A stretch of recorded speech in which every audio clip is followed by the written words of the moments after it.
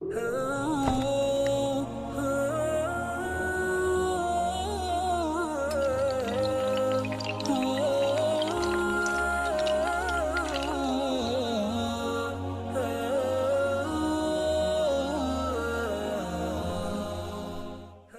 اللہ الرحمن الرحیم، میرے محترم بھائیوں اور دوستوں، السلام علیکم ورحمۃ اللہ وبرکاتہ۔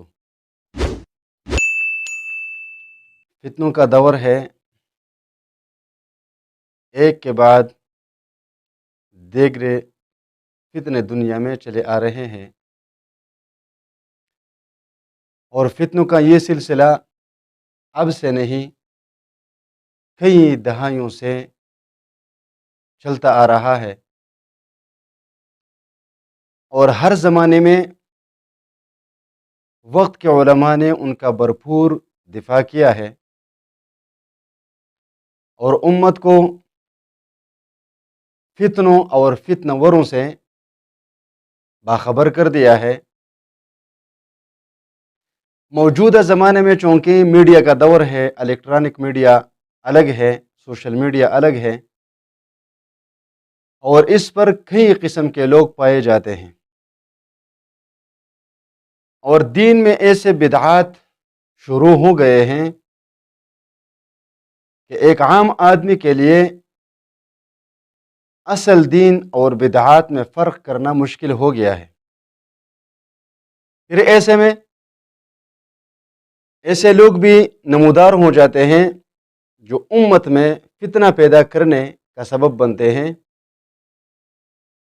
اب عوام یہ سوچنے پر مجبور ہو جاتے ہیں، چونکہ ان کے پاس قرآن اور حدیث کا علم نہیں ہوتا،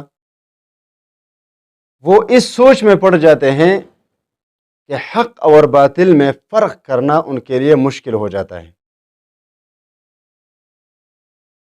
اب ہمارے عوام ایسی حالت میں کیا کرے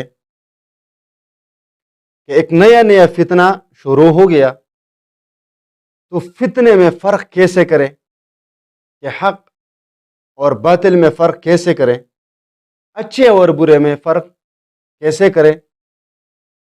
اس کے لیے ایک سیدھا سا راستہ ہے جو میں بتانے جا رہا ہوں۔ اب اگر میں آپ لوگوں کے سامنے قرآن کریم اور احادیث مبارکہ کو رکھوں تو اصل تو یہی ہے،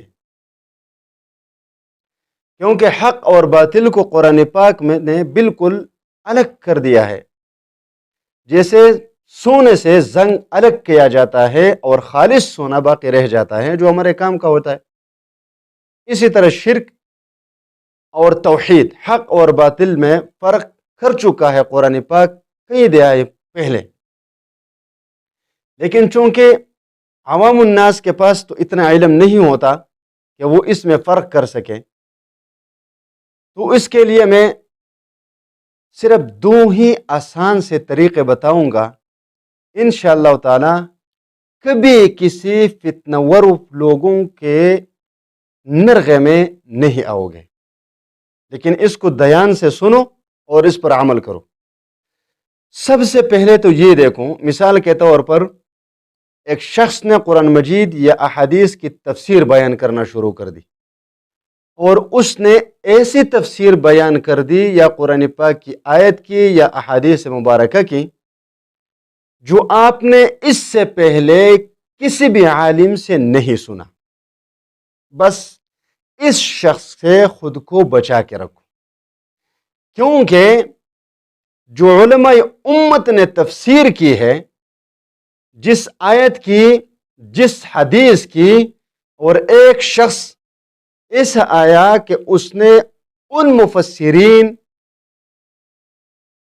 کے خلاف تفسیر بیان کی، تو اب ایک طرف 500 علماء ہیں، دوسری طرف ایک آدمی ہے، تو ایک آدمی کے قول کو کوئی اعتبار نہیں، بلکہ 500 علماء کی رائے معتبر ہے۔ تو ایسے لوگوں سے بچ کے رہنا جو قرآن اور حدیث کی تفسیر علماء امت کے خلاف کرتے ہیں۔ اکثر لوگ کہتے ہیں، میں نے کئی علماء کو ایسا بھی سنا ہے سوشل میڈیا پر کہ میرے خلاف علماء اس لیے ہو گئے کیونکہ میں نے سب کی دکانداری بند کر دی۔ شاید آپ لوگوں نے بھی ایسا سنا ہوگا، لیکن میں اس بات سے کم اتفاق نہیں کرتا، کیونکہ ایک عالم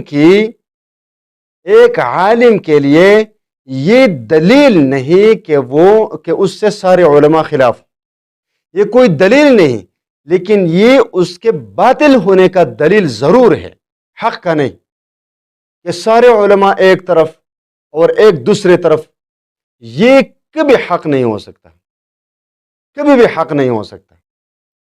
یہ ایک طریقہ۔ دوسرا طریقہ یہ ہے کہ اب مثال کے طور پر جس علاقے میں آپ رہتے ہیں، اس علاقے میں ایک ایسا شخص نمودار ہوا جس نے دین کے بارے میں کچھ ایسی باتیں بیان کی جو پہلے آپ نے سنی نہیں تھی۔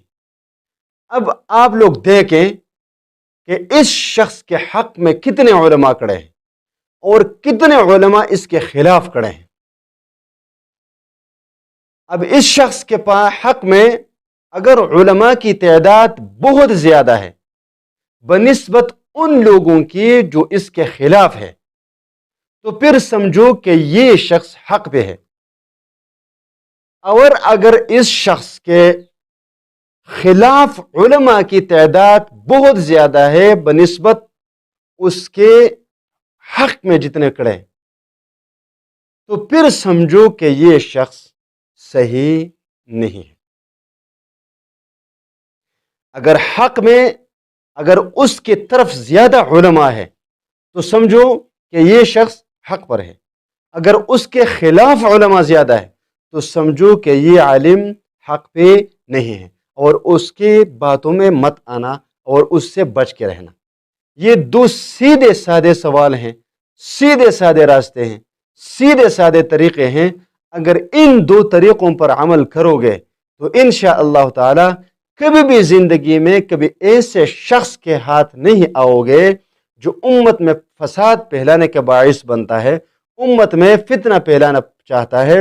اسی پہ عمل کرو انشاءاللہ تعالی، کبھی کسی کے دھوکے میں نہیں آؤ گے، اور ہمارے اعمال، ہمارے عبادات، عقائد، ایمان سب کے سب انشاءاللہ تعالی محفوظ ہوں گے۔ وآخر دعوانا الحمدللہ رب العالمین۔